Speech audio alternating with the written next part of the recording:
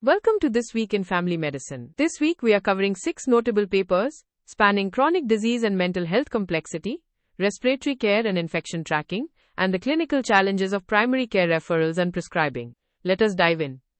We begin with the intricate intersection of mental health and chronic physical illness, a daily reality in primary care.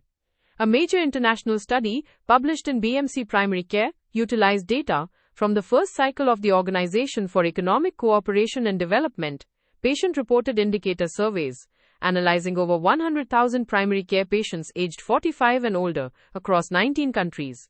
The researchers grouped patients into 5 mutually exclusive multimorbidity profiles to understand how combinations of chronic conditions affect physical health, mental health, and overall well-being. They discovered that profiles including mental health conditions were consistently associated with much poorer outcomes. Specifically, compared to patients with only cardiometabolic conditions, physical health scores were significantly lower among patients with cardiometabolic, mental, and other conditions, with a coefficient of -2.07, and lower for those with mental and other-only profiles, with a coefficient of -2.94. Well-being was also substantially poorer, with the steepest declines observed in patients who had both cardiometabolic and mental health conditions, showing a coefficient of -12.65, and those with a combination of cardiometabolic, mental, and other conditions, at -12.08. Interestingly, while patient-reported person-centeredness in care was associated with better health outcomes overall, it did not meaningfully modify the relationship between these multimorbidity profiles and health outcomes, and continuity of care showed overall limited effects. This underlines a critical need for health systems to move beyond standard disease-specific pathways and invest in integrated, person-centered primary care models that systematically address mental health alongside physical comorbidities. This systemic complexity is further illustrated by a qualitative study, which explored the practical and logistical challenges general practitioners face when diagnosing depression and providing initial support.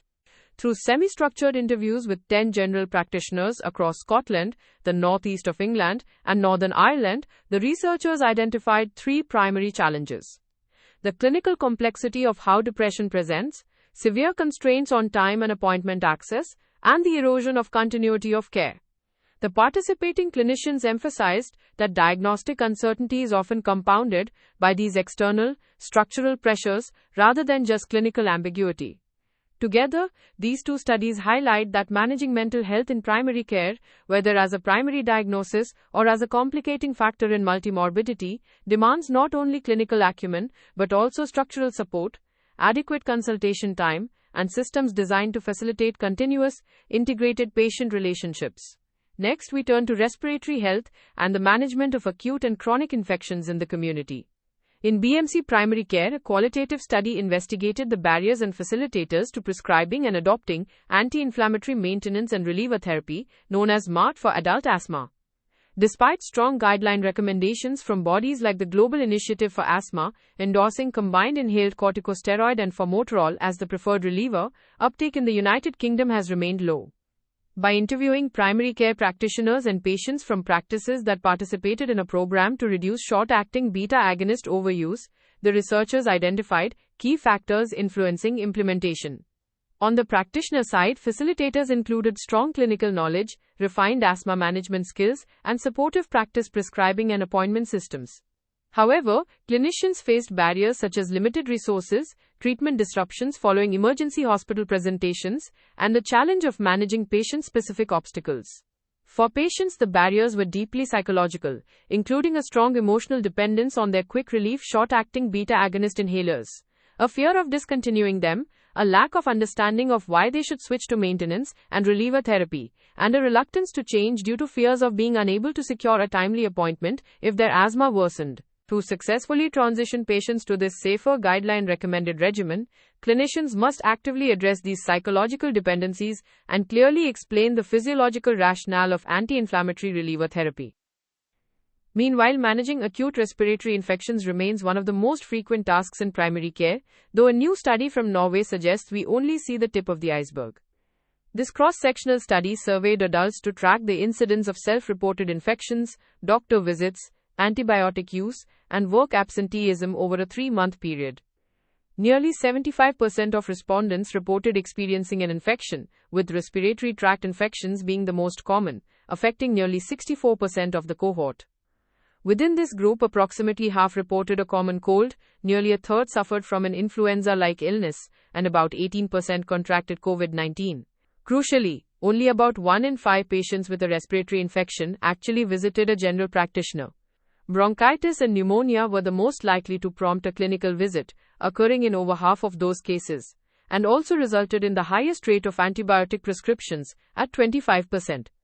When looking at productivity, respiratory and gastrointestinal infections had the largest impact on sickness absence, with COVID-19 representing the strongest predictor of missing work, multiplying the likelihood of absence by more than 9 times.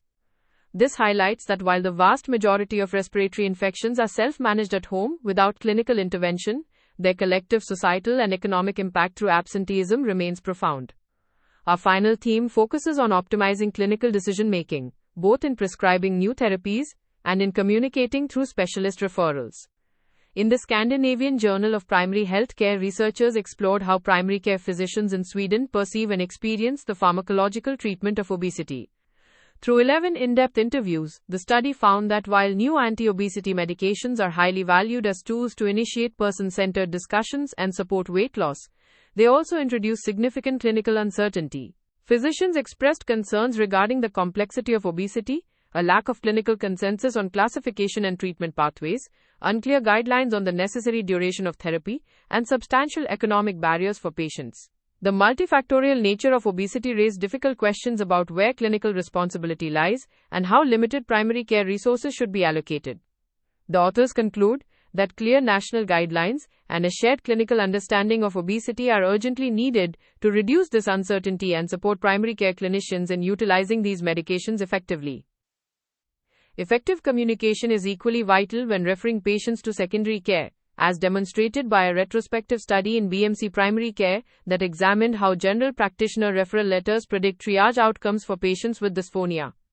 When general practitioners refer patients with voice disorders to specialist ear, nose, and throat departments, triaging clinicians must decide whether to route them to a speech-language pathologist or an ear, nose, and throat surgeon and assign a priority level.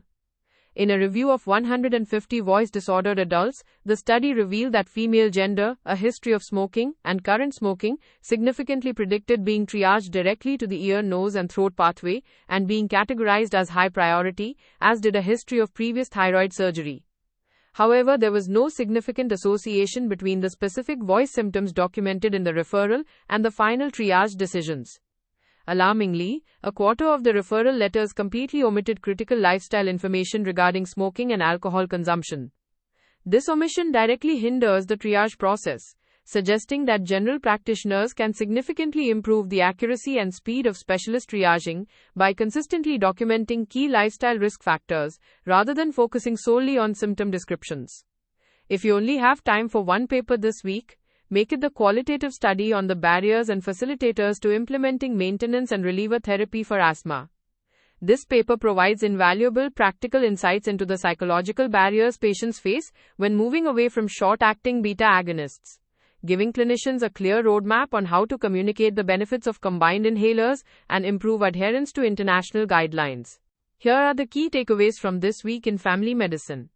First, when transitioning asthma patients to maintenance and reliever therapy, proactively address their psychological attachment to short-acting beta agonist inhalers and clearly explain the anti-inflammatory benefits of the combined regimen to overcome patient hesitation. Second, patients with multimorbidity profiles that include mental health conditions experience significantly worse physical health and well-being. Primary care systems must prioritize integrated, person-centered care models over isolated, disease-specific protocols for these complex patients. Third, the vast majority of respiratory infections are managed at home, with only about 20% of patients seeking primary care, though bronchitis and pneumonia remain the primary drivers of visits and antibiotic prescribing, and COVID-19 continues to be the leading driver of work absenteeism. Fourth, Swedish primary care physicians find new anti-obesity medications helpful for starting weight management conversations, but clinical adoption is hindered by unclear treatment durations, high costs, and a lack of consensus on clinical responsibility. Finally, when referring patients for dysphonia, prioritize documenting key risk factors such as smoking history, alcohol use, and prior thyroid surgery, rather than just describing voice symptoms, as these patient-specific variables are the primary drivers of specialist triage and prioritization. That's your roundup for this week in family medicine. The full transcript and references are available on the episode page in your Audio Scholar library. This is an AI-curated summary. For clinical decisions, always consult primary sources and current guidelines. See you next week. If this weekly briefing is useful, follow the show in your podcast app so new episodes arrive automatically. And for audio briefings on your own clinical questions and papers, visit audioscholar.cc. This is an automated summary generated by artificial intelligence, which can make mistakes. Always review the original source materials.